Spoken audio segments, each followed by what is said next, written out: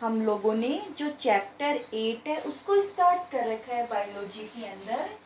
हमारा जो चैप्टर 8 है वो क्या है, cell structures and their functions.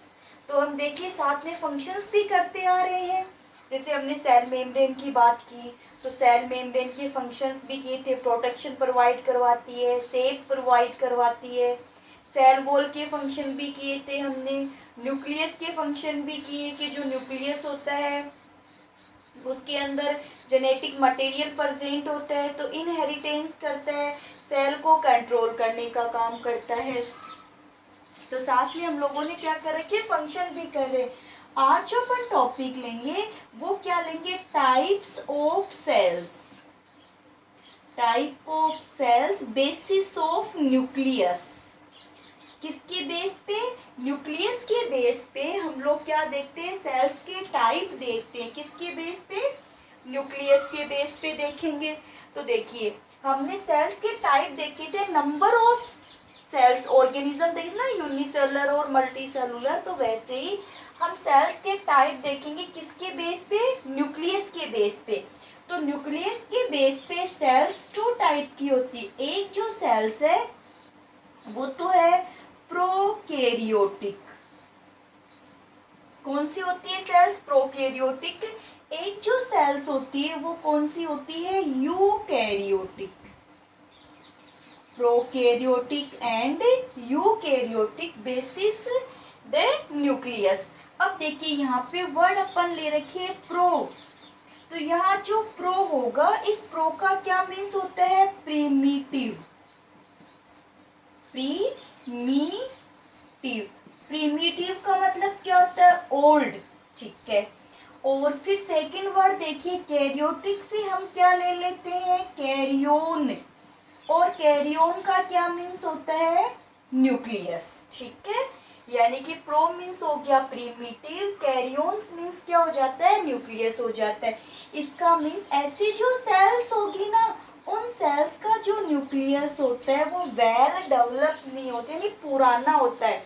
ये तो आपको भी पता है कि जैसे जैसे टाइम निकलता जाता है तो चीजें क्या हो जाती है, बहुत अच्छी हो जाती है। अब आप देख लीजिए, आप 8th क्लास में आए हो तो 8th क्लास से रिलेटेड आपके पास में नॉलेज कम है। जैसे जैसे आप 8th क्लास से रिलेटेड स्टडी करते जाओगे आपका नॉलेज इंक्रीज हो जाएगा। तो इसका मीन्स क्या हो गया, पुराना हो गया ना, यानी जो पुराना होता है वो क्या होता है, लेस डेवलप होता है। तो प्रो यानी इसका जो न्यूक्लियस होता है वो लेस डेवलप होता है। इधर देखिए यू, यू का मीन्स होता है एडवांस, या फिर आप बता सकते हो ट्रू। कैरियोन मीन वापस से क्या हो जाएगा, न्यूक्लियस हो जाएगा। तो इसका न्यूक्लियस क्या होता है, वेल डेवलप होता है। तो this type of cells contain the less developed nucleus, या nucleus is not well organized. Nucleus is not well organized, कि न्यूक्लियस ज्यादा डेवलप नहीं होता है, जबकि इसका जो न्यूक्लियस होगा वो क्या होगा, वेल ऑर्गेनाइज्ड, बहुत ज्यादा क्या होगा, डेवलप होता है। फिर अपन बात करते, देखिए आपके याद होगा तो हमने न्यूक्लियस की स्ट्रक्चर में ये बताया था कि जो न्यूक्लियस होता है उसके चारों तरफ, न्यूक्लियस की चारों तरफ क्या पाई जाती है, न्यूक्लियर मेम्ब्रेन पाई जाती है। ठीक है, फिर ये हो जाता है साइटोप्लाज्म, इधर क्या हो जाती है, न्यूक्लियर मेम्ब्रेन हो जाती है। तो यहाँ अपन क्या बताएंगे, this type of cell is not contain nuclear membrane. तो यहाँ पे न्यूक्लियर मेम्ब्रेन क्या होती है, अब्सेंट होती है। क्या होगी, न्यूक्लियर मेम्ब्रेन प्रेजेंट नहीं होती है। जबकि यूकैरियोटिक सेल्स के अंदर जो न्यूक्लियर मेम्ब्रेन होती है न्यूक्लियस के चारों तरफ, वो हम क्या बताते हैं, वो प्रेजेंट होती है। यानी प्रोकैरियोटिक सेल्स में न्यूक्लियर मेम्ब्रेन एब्सेंट, और यानी nucleus is not surrounded by the nuclear membrane, और nucleus is surrounded by the nuclear membranes. फिर देखिए अपन ये बताते हैं कि अब देखो यहाँ देखिए ये होगी सेल मेम्ब्रेन, ये होगी न्यूक्लियर मेम्ब्रेन। तो इसका जो साइटोप्लाज्म जो होगा वो बिल्कुल क्या रहेगा, अरेंज रहेगा। और इसका साइटोप्लाज्म कैसे, कैसा रहेगा, बिखरा हुआ रहेगा, क्योंकि ये न्यूक्लियर मेम्ब्रेन है ही नहीं, ऐसे साफ आया है। आप एक बार फिर देखिए, तो देखिए जैसे अपन यहाँ पे क्या बना लेते हैं, ये सेल मेम्ब्रेन बना देते हैं अपन, ऐसे एक बार बना ली सेल मेम्ब्रेन। फिर ये हो गया साइटोप्लाज्म। न्यूक्लियर मेम्ब्रेन तो यहाँ होती नहीं, तो यहाँ पे मैं क्या करती हूँ, जो क्रोमोसोम्स होते हैं उनको ऐसे डायरेक्ट ऐसे कर देती हूँ। तो देखिए जो क्रोमोसोम्स होते हैं वो साइटोप्लाज्म के अंदर क्या रहते हैं, सीधे डायरेक्टली कांटेक्ट में रहते हैं। तो cytoplasm is not arranged, so is known as the matrix. इसका जो साइटोप्लाज्म होता है उसको क्या बोलते हैं, मैट्रिक्स रहता है। मैट्रिक्स बोलते हैं कि बिखरा हुआ रहता है, इसमें क्या नहीं होती, न्यूक्लियर मेम्ब्रेन नहीं होती। जबकि देखिए इधर अपन क्या करते हैं, ये तो हो गई सेल मेम्ब्रेन, और ये क्या हो गया, न्यूक्लियस, और इसके चारों तरफ क्या हो गई, न्यूक्लियर मेम्ब्रेन हो गई। तो साइटोप्लाज्म का है, cytoplasm arranged between the nuclear membrane and the cell membrane. ठीक है, चलिए अब इसका साइटोप्लाज्म क्या है, अरेंज है, इसका साइटोप्लाज्म अरेंज नहीं है। तो साइटोप्लाज्म अगर अरेंज नहीं है तो इसमें ऑर्गेनल्स प्रेजेंट नहीं होते हैं, केवल राइबोसोम ऑर्गेनल्स पाया जाता है, जबकि इसके अंदर ऑल ऑर्गेनल्स प्रेजेंट होते हैं। ये मेन डिफरेंस होता है प्रोकैरियोटिक सेल्स और यूकैरियोटिक सेल्स के अंदर। अब अपन ऑर्गेनल्स की बात करते हैं। ऑर्गेनल्स कहाँ पाए जाते हैं, आपको बताया कि मैंने साइटोप्लाज्म जो होता है न्यूक्लियर मेम्ब्रेन सेल मेम्ब्रेन के बिटवीन जो जेली लाइक सब्सटेंस होता है उसमें कुछ क्या पाए जाते हैं, ऑर्गेनल्स पाए जाते हैं। जैसे माइटोकॉन्ड्रिया होता है, गोल्जी बॉडी है, लाइसोसोम है, वैक्यूल्स है, प्लास्टिड है, ऐसे क्या पाए जाते हैं, ऑर्गेनल्स पाए जाते हैं। अब आपके बुक के अंदर केवल 2 ही ऑर्गेनल्स की बात की हुई है। अब इसके थोड़े एग्जांपल देख लेते हैं अपन पहले। तो प्रोकैरियोटिक सेल्स कैसी है, न्यूक्लियर मेम्ब्रेन भी नहीं होता, न्यूक्लियस क्या होता है, अच्छे से डेवलप नहीं होता है, साइटोप्लाज्म बिखरा हुआ पाया जाता है। तो इसका मतलब ये तो बहुत पुरानी सेल्स है। इसके एग्जांपल क्या लोगे, बैक्टीरिया, और एक बैक्टीरिया का नाम होता है ब्लू ग्रीन एल्गी। ये थोड़ा ध्यान में रखिए, इसका नाम ही एल्गी है, ये एल्गी नहीं है, क्योंकि एल्गी एक प्लांट्स की फॉर्म में होती है, तो ये एल्गी नहीं होती, ये क्या होता है, बैक्टीरिया होता है।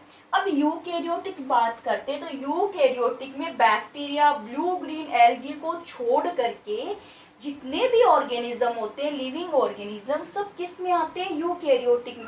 सभी प्लांट, सभी एनिमल्स, इंसेक्ट, यानी किसको छोड़ करके, बैक्टीरिया और ब्लू ग्रीन, इनको छोड़ करके सभी लिविंग ऑर्गेनिज्म किस में आते हैं, यूकैरियोटिक सेल्स के अंदर इंक्लूड किए जाते हैं।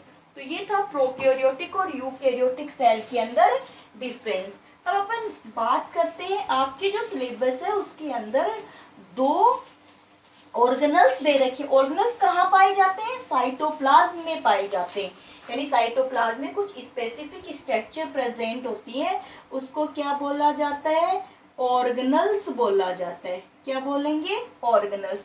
अब आपके सिलेबस में एक तो दे रखा है वैक्यूल, क्या दे रखा है, वैक्यूल। देखिए वैक्यूल क्या होती है, जो साइटोप्लाज्म होता है ना, साइटोप्लाज्म के अंदर ऐसी बल्ब लाइक फॉर्म पाई जाती है जिसको क्या बोला जाता है, वैक्यूल बोला जाता है।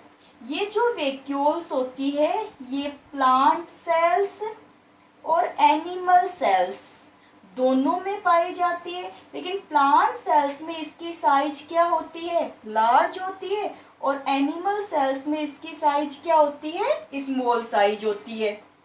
अब देखिए ये जो वैक्यूल्स होती है इसको मैं यहाँ बना देती हूँ, इसकी साइज थोड़ी इंक्रीज कर देती हूँ। वैक्यूल्स के अंदर क्या रहता है, जूस कंटेन रहता है, ये जो भी फूड मटेरियल्स होगा, वाटर है, फूड से सब किसके अंदर भरे हुए रहते हैं, इन वैक्यूल्स में भरे हुए रहते हैं। वैक्यूल्स का जो आउटर वाला पार्ट होता है इसको बोलते हैं टोनोप्लास्ट, और अंदर वाले पार्ट को क्या बोलते हैं, सेल सैक, यानी जूस। अंदर वाला जूस और बाहर वाली इसकी क्या हो जाती है, मेम्ब्रेन। तो आपको अगर ये भी ध्यान में नहीं रहता कोई दिक्कत वाली बात नहीं, आपको तो केवल इतना ध्यान रखना है कि जो वैक्यूल्स ऑर्गेनल्स होता है वो साइटोप्लाज्म यानी प्लांट सेल्स, एनिमल सेल्स दोनों के साइटोप्लाज्म में पाया जाता है। प्लांट सेल्स के अंदर इसकी ये थोड़ा लार्ज होता है और एनिमल सेल्स के अंदर इसकी साइज कैसी होती है, स्मॉल होती है। फिर नेक्स्ट जो दे रखा है आपके, वो दे रखा है प्लेस्टिड। ये अच्छा है, क्या है, प्लेस्टिड्स। अब ध्यान में रखिएगा, जो प्लेस्टिड्स होता है ये कलर के लिए रेस्पॉन्सिबल होता है, यानी कलर प्रोवाइड करवाता है सेल्स को।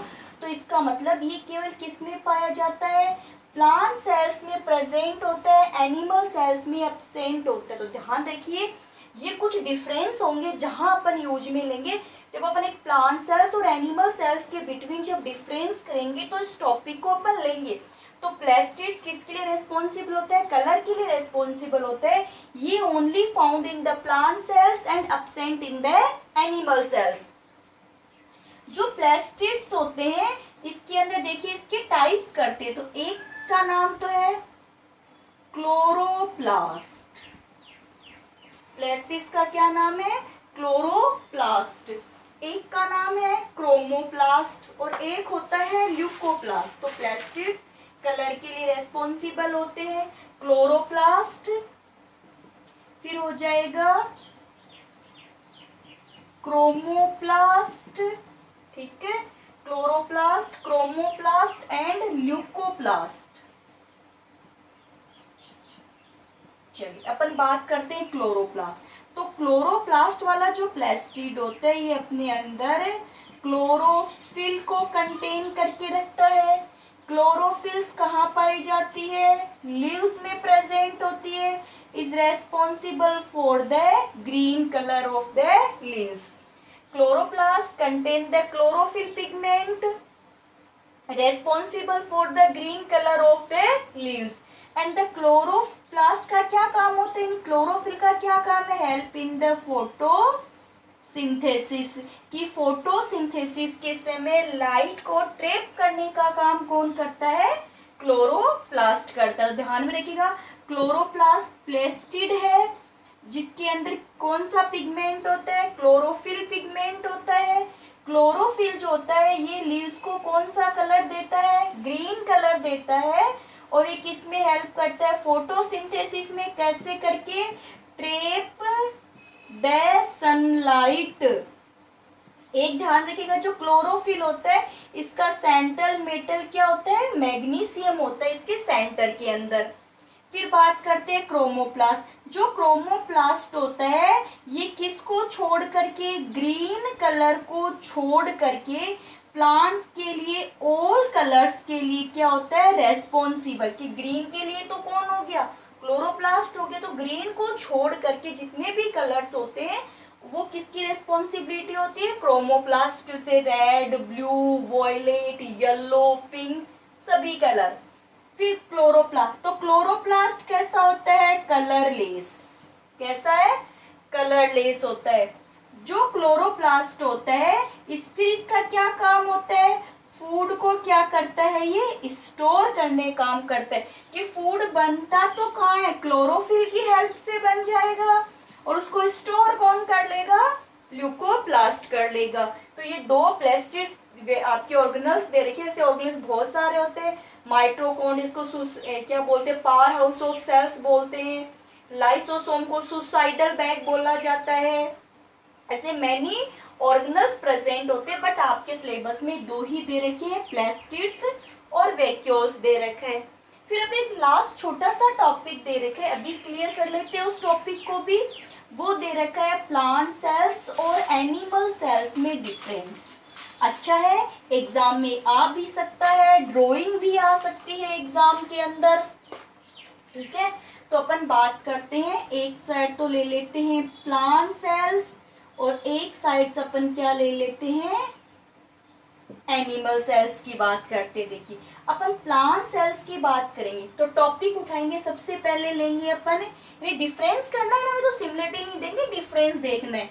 यहाँ पे मैं लिख दू एनिमल सेल्स। देखिए फर्स्ट अपन लेंगे सेल वॉल।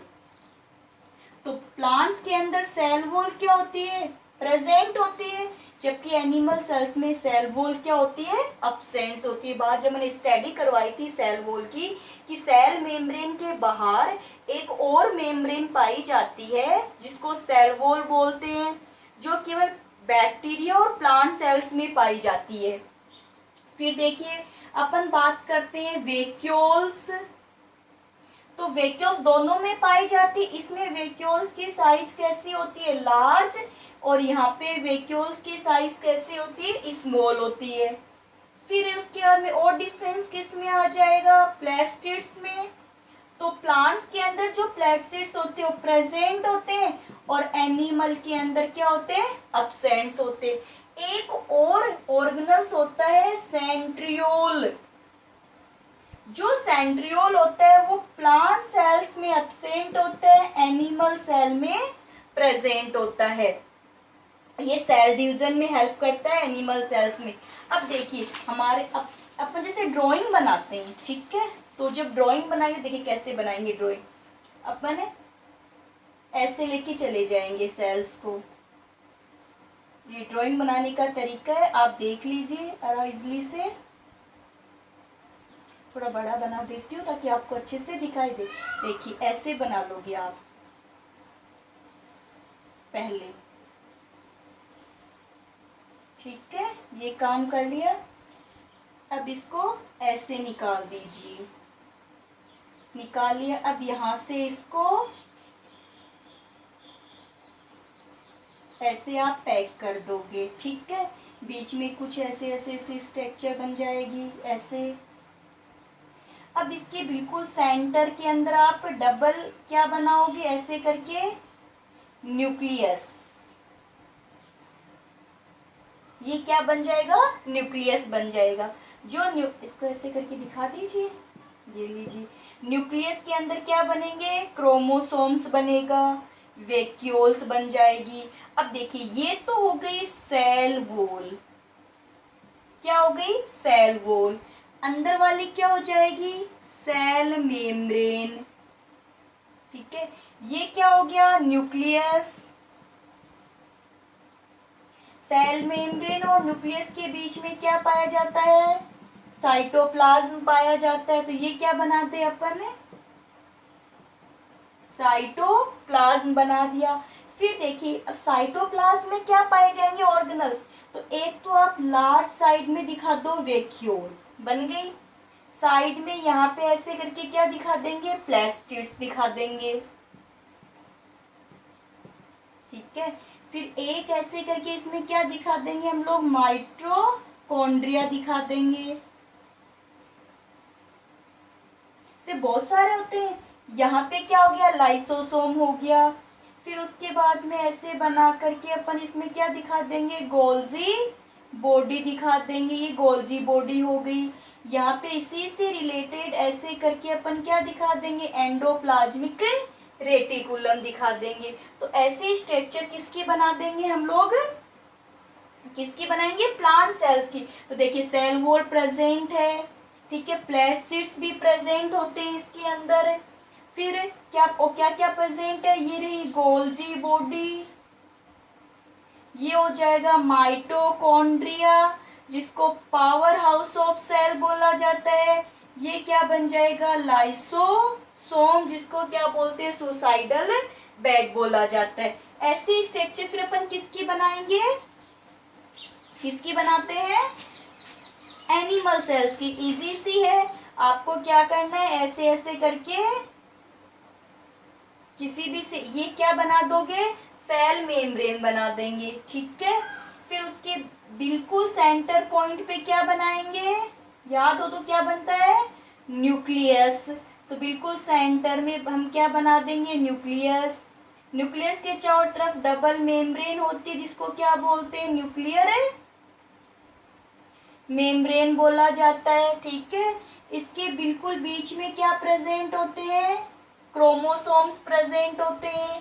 चलिए फिर यहाँ पर क्या पाई जाती है, न्यूक्लियोलस, और ये हो गया और बीच में ये क्या है, न्यूक्लियर पोर प्रेजेंट है।